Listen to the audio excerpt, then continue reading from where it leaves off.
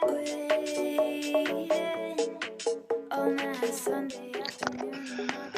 we are. All right. Welcome to Coming Out with Cannabis with your hosts, Christina DiArcangelo Pooler and Wayne Kelly. Today we're talking to Melonie Kotchey. She is the CEO and co-founder of Compassionate Certification Centers. Many folks are familiar with Compassionate Certification Centers. We're excited about the research stuff we're about to do with you, and we'll get to that. But first, CDP! Good morning, all. The sun is shining in Pennsylvania. It's a glorious day today.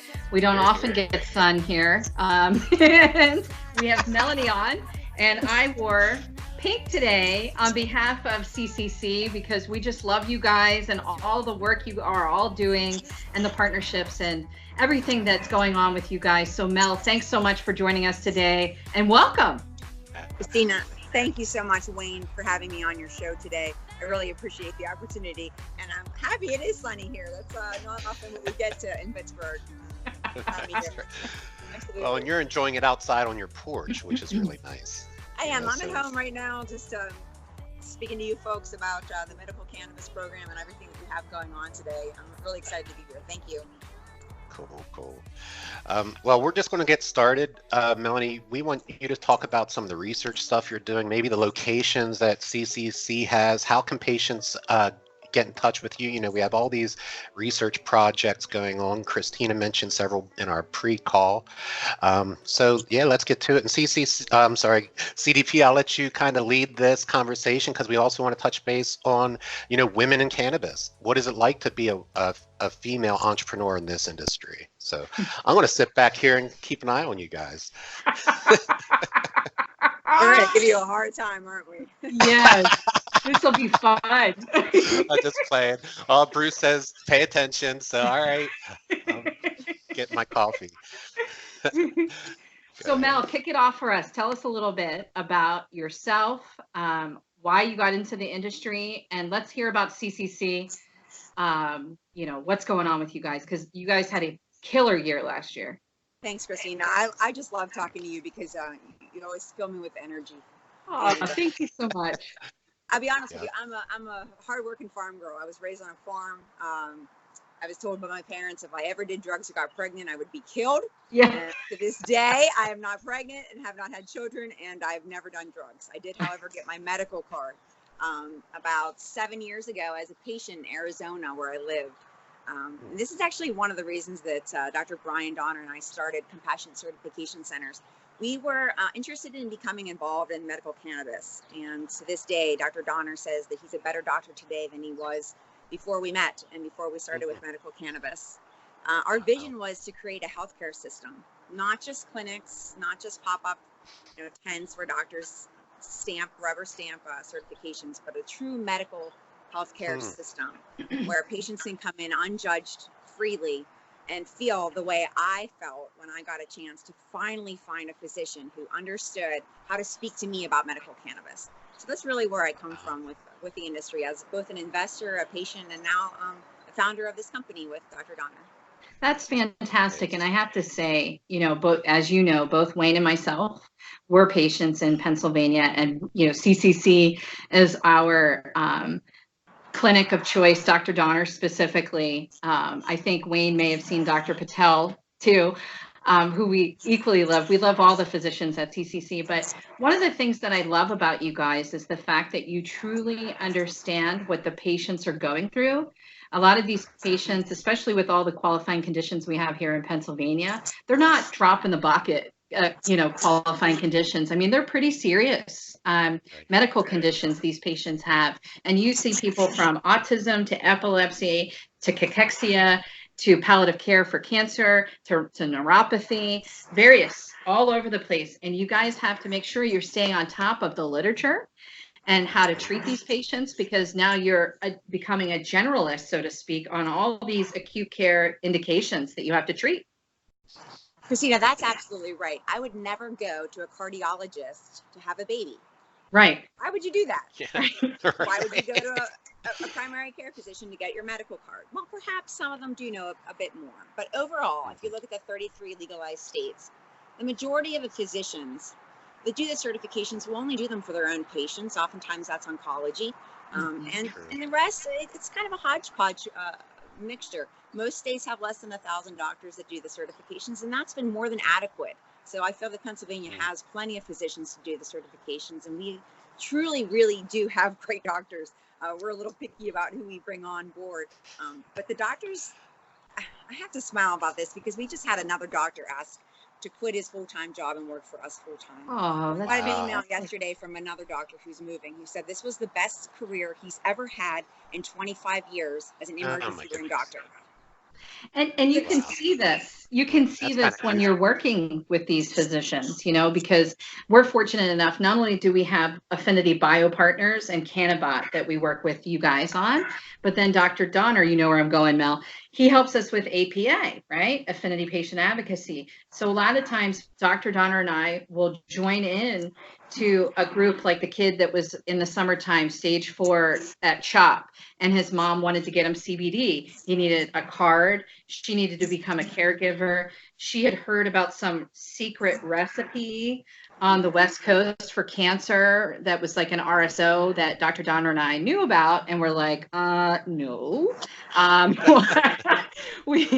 We don't, there's no clinical trials to support this. So right now it's hearsay, and we can't stand behind hearsay. So I'm fortunate enough, and I know Wayne too, we're fortunate enough to see you guys not only in the patient everyday care aspect, but then the advocacy side, which I think is so important for patients out there to know that you guys are in it to win it.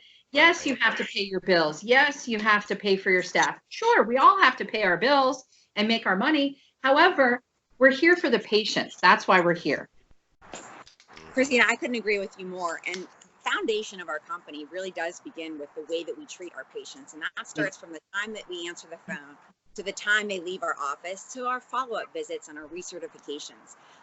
One of the reasons that we're doing so many medical certifications is because ultimately our heart lies in research. Right. Research is what you're doing at Affinity Bio. Right. We just love, because I've been involved in research for 21 years, roughly. I got UPMC a very nice sizable research grant for cholesterol, for example. Well, the time that it took me to do that was years, millions of dollars, and lots of red tape. And I understand some portions of research. However, what I love about what we're doing is that it's private. Right. We can do it much faster. Right. With good results, we can do good retrospective analysis. And what that means for us is that more patients have access to medical care, and they'll actually be able to know what dose to take and how many times a day. And they sound like simple things, but they're not. As a patient, they're not. No, it's not simple, because the dosing protocol is not substantial in this industry, right? Not everybody understands it. Patients are underdosed, or sometimes they take too much. Obviously, then they have a serious adverse event, not hospitalization necessarily, but laid out on the couch, you know, and some issue. But I think the research aspect, I agree, is so important, because if we want this to be a medicine, because that's what we want, whether it's CBD or medical cannabis, a derivative of, which I'm not talking about flower, I'm talking more like the RSO or tincture-based, CBD with THC. If we want this to be medicine, we have to put the time in and do the research, because there's a lot of anecdotal evidence out there. You guys are seeing it with your patients. You saw, what, 50,000 patients, right, Mel? Was it 50,000? That's right. We have over 51,000 patients. Wow. And that's either registered in our database, meaning with an ID ready to become a patient, or that we've seen, or that are active, or that need recertified. But out of 102,000, I believe, registered in Pennsylvania, we have over 51,000 in our database now, which is exciting, because we saw our first patient December 8th of 2017. Wow. And he's a blind veteran. He waited 2 hours. He didn't have access to the computer, and that's one of the things that we love to do is some of the veterans events, right? Different groups. But I also don't like to get down the rabbit hole of just picking certain groups and accommodating, because when you do that, I'd love to accommodate everybody, right? Whether you're a child, or you have autism, or ADHD, or cancer. to me, everybody is suffering and has a different problem or issue, or, you know, serving our country, of course, is one of the best right back, but that's certainly what we're trying to do here. right Well, you know. and oh, go ahead. Okay. Good. I'm trying to let you go. I don't want to interrupt, but you know, in our in our conversation, that's what I mentioned. You know, I do appreciate that about CCC and the aspect about reaching out to our veterans. You know, we did communicate with a couple of veterans here on our show, and they are so appreciative about the medical marijuana program in Pennsylvania. But you know, some of the things you were talking about, you know, the healthcare system, your idea about creating a healthcare system that just falls in line exactly about some of the things that we talk about, you know, because data is everything. Without data, all you have is an opinion. And I'm just paraphrasing a quote from somebody else. But so that's the backbone of data research, of clinical research, is the data that we'll get from that. So it is exciting for me to be part of this and, you know, be the back end data guy to be able to see all that. So exciting stuff. The research is what we need, and the partnership is amazing. I just want to get it. And one of the things I think that's so fantastic is that we've all come from different walks of life, from different industries, right? So, you know, whether it was healthcare, biotech, pharma, you know, traditional CRO, advocacy, all the different variations, we've all come to the table with our skill sets, and we're helping, I feel, bring the industry up a level, because there's a lot of people that think they can just jump in here for their green rush train ride, which we all know there is no green rush for those that are professional like us. It's laughable, actually. But I think it's fantastic, because the things we learned previously we're bringing forward. We're not trying to red tape the industry up with a bunch of regulations and craziness like working in our past lives, but we're trying to set the bar, you know, Right. and like having a relationship with intake review, right? As our IRB, you guys saw how quick the review came across for the one protocol we did last year with you guys in CBD. It was a quick, efficient process because we made sure that we reached out to them in advance and said, hey, are you going to review these protocols? Do you have a problem with this? Because of the whole stigma situation. So you got to make sure we lay that foundation from the rip. Otherwise, we're going to delay things. Yeah. That's what's so nice about having a partner who understands the cannabis industry like you. That's almost impossible to find, because together we can quickly ascertain what we need to do, what priorities we need to make in order to get these research trials going and execute quickly on them, because we need the results. There's people out of time, and I understand what you mean. True. We want to treat medicine like medicine, and it's right now we're just not there yet. No, not yet. Not yet. Well, we all have such a great opportunity here. All of us coming from traditional healthcare and creating a new system.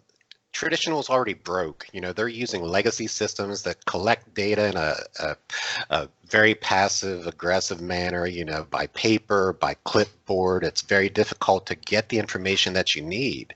You know, here in this new industry that you guys are creating, you know, or have the vision to create, we have the opportunity to use the best technology, the best protocols, you know, to collect the right research for our patients. And just once we have that data, the sky is the limit. You know, using the best technology to achieve the greatest data is our opportunity in this industry together. So fun stuff. Far too many decisions are made in this industry without data. Exactly. I'm not a guesser. I hate guessing, but a lot of times we have to, in terms of marketing and questioning, you know, what are people going to need? What research do we want to do? And what, you know, retrospective analysis can we already come up with? For example, the fact that we have 7,000 patients that potentially could be off opioids right now. So you can look at that, and bringing it to the state really brings value. And that's what I think both our organizations are going to do moving forward. And especially exciting, both female, you know, led organizations. Less than 25 women in the top 500 Fortune 500 are women. So I'm proud to be a woman in this industry, and I think women and men, they think differently. So we just have to adjust a little bit. I find that when I go to a meeting, most women are overly prepared, because we have to be. And that's just a part of the exciting thing that I think that we have together, Compassionate and Bio. Yeah. Christina, is that the Yeah. synergy that we can bring data-derived decisions to a market Mhm. and change the medical healthcare system of the United States with what we're going to do. I'm Oh, really yeah. excited with that, and especially since both of our organizations sit on the board for the American Society of Cannabis Medicine. I was talking to Doug Benz yesterday about all the research that ASCM wants to sponsor, which is huge because then that means that BioPartners leads it, and we're able to work with CCC and other physicians, you know, depending upon what the product is. If it's CBD, obviously it's easy for us to do a study because we can send that all over the place, right? We're not handcuffed to, you know, doing a study in Pennsylvania, just in Pennsylvania for a specific indication because we're using a product that's backed by a Pennsylvania company like Ilera, for example, because we can't, you know, we can't ship that over state lines. Right. So that's the exciting thing that I'm really looking forward to, is that, you know, the ASCM wants to produce clinical research to show the validity of this industry. These are all pharma individuals that have come together, you know, and healthcare guys, VCs, all different walks of life, you know, lobbyists. I mean, I'm really excited about this opportunity for us because this really, we're really going to be paving the way. And we're working on a bill in DC to be able to deschedule for research purposes, which is huge for us because once those cups come off, the sky's the limit for us. Oh, yeah. Yeah, it really is. And I know how cuffed we are when we can't ship product across state lines, and it's difficult, but that is an amazing organization. And to your point, we're aligning ourselves with industry professionals, yet breaking grounds, breaking barriers. Right. It's a fine line between being flexible yet rigid, bringing Right. the old to the new. Because I come from pharma and biotech myself, Right. early 2000s, and I have this corporate culture and this sense about me that I'm still trying to shed some of it, but yet I'm still trying to bring some of it in. I can't quite explain that. Yeah. Well, you know what? You have to be more relaxed, right? Because, you know, a lot of times we're suited up in the corporate side. Very. And certain events we go to, like patient events, I have started dressing down, which is big for me because we've been corporate for so long. When you represent your company, your brand, and who you are, you suit up. That's how I was raised, you know, like you dress myself included. Yeah. And so, you know, we had this event with the veterans in Allentown about a month ago that we were speaking at, and I wore jeans.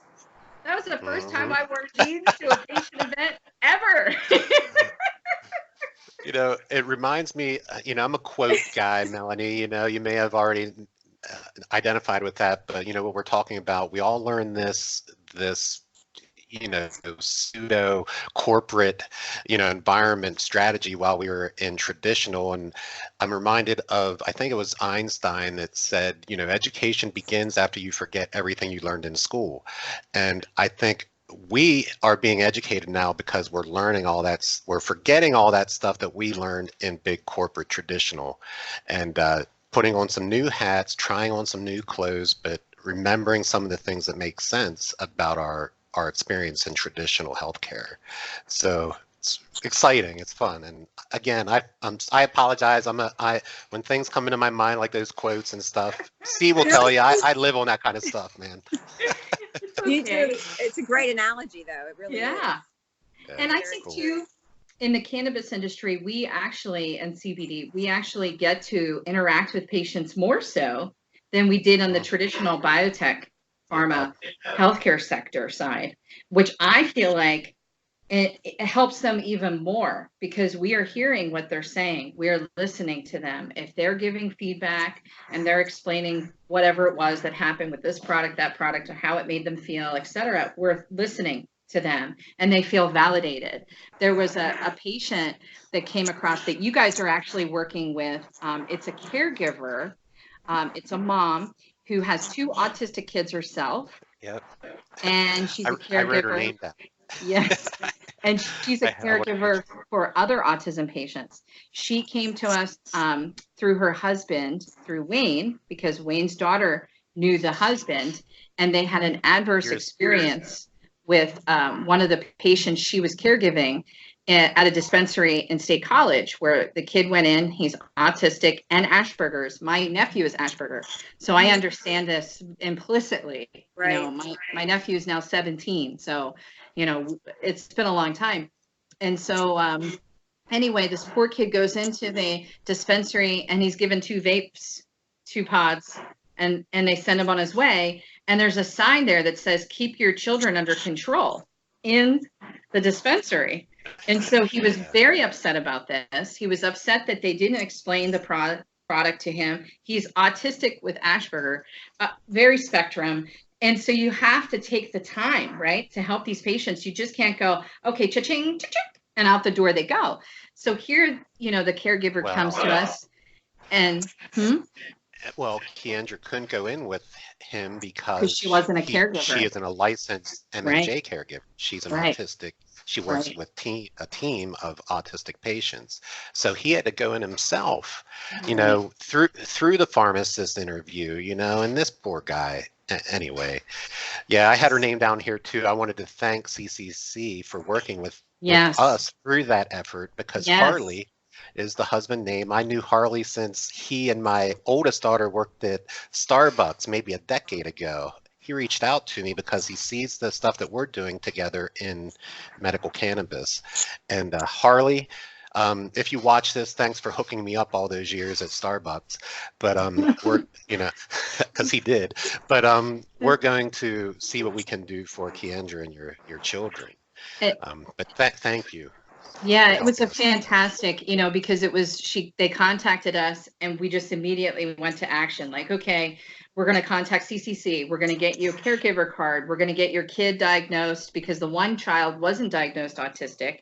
So we have to get that child diagnosed, then get that child a card, you know, the whole process. So CCC is working on all that with us. And then we're also, and Blaze, we love Blaze. We interact with Blaze, I swear to you, on the daily. I'm sending him an email about some patient that we're working with you guys with. He's just fantastic. And, you know, we got the most lovely email from them. Thank you so much. The young boy feels supported because Kendria went back and said, look, Christina and Wayne and CCC, they've got your back. They're going to help you. Don't worry. This will never happen to you again. We'll make sure of it. You know, and that's why we do this, right? Is to help these multiple patients, especially, I'm getting upset, this poor kid, you know, it's just very sad. So I'm glad that we can come together and help these patients. Me too. And Blaze actually helped me. He's one of the people that got me on CBD because I had given up hope myself. Me too. He helped me too. Amazing. So I'm thank you for bringing that up, and thank you for sharing Harley, the story, and all these people that need help. There just isn't enough time or hours in the day, but we certainly are on board with the caregivers, and it is difficult to go into a dispensary. You never know what you're going to hear or get. You know, my own personal first experience here was terrible. Mine too. It really was. I actually would say, you're the CEO of CCC. You're rich. Why are you here buying medicine? And I was appalled by that. I'm not rich. What? Yeah, you know, it takes years to make money at this job, especially as an entrepreneur. You know, I put my life savings into this, and then to go get your own medicine at a pharmacy, which I shouldn't call it that. I mean a dispensary, but it just it's the same. So we're going to keep making things better. I know that we will. We can do better. And even so, I'm still grateful that we even have a dispensary to go to. So I'm just going to keep staying positive until everybody gets on the learning curve that we're on. Well, and we're doing that big survey, right? That's coming up across all the patients that are within the CCC organization, where we're going to do a check-in. How are they doing in the PAMMJ program? What's their feedback on the dispensaries, the pharmacists, the physicians? Just so that way we can learn, you know, the advocacy side of things, insurance claims, all those things we're looking at, because we want to really see how this program's working, because we're hearing things. We're all patients, obviously, too. We're seeing stuff firsthand, and there needs to be some minor revisions that we already know about. We're going to get you that feedback with those questions. we have a high touch sales technique that we use with our CBD patients. Nice. And I hate to use the word sales, but you actually do have to convince a lot of people that it needs to be taken like a multivitamin. Right. Our CBD brand, we introduce that to people. It is very low price, but the point is that we're really trying to get people to embrace and open up their endocannabinoid system, whether they get a medical card or not, they enter a research trial or not. And then come up with those great questions, those socioeconomic and demographic ones that we don't really have clear-cut answers to, but we will very, very soon. Right. Yes, we will. Right. Yes, say shortly, and I combine it with soon. So. Okay. Hey, we got to wrap it up, guys. I was reminded by Alexa. Bruce is over there whirling his finger around. So. Round. Yeah. He was behaving, you know. I think it's because we had Melonie on, because usually Bruce is like yesterday. I gave him a what? Something came flying through here. So. Eric Asher was on yesterday, and he I don't know what happened, but I don't know if he thought he was cool because Eric was on and they correspond. But all of a sudden he throws something over, and that's what all those gifts are. Where is Bruce Brady? That you keep seeing come up because. Everybody's like, who's Bruce Brady? Who's this Bruce Brady guy? We had fun, and we try to keep him under wraps as much as he does us. But thank you for wearing pink. Thank you for being a strong CEO woman in this industry. Thank you for having me on here, Wayne and Bruce. I really appreciate the interview and the time with Affinity and Compassionate. Thank you so much, Mel. We appreciated having you on. I beat you to it today, Wayne Kelly. No problem. No problem. Hey, good time. Great conversation. Hey, all right.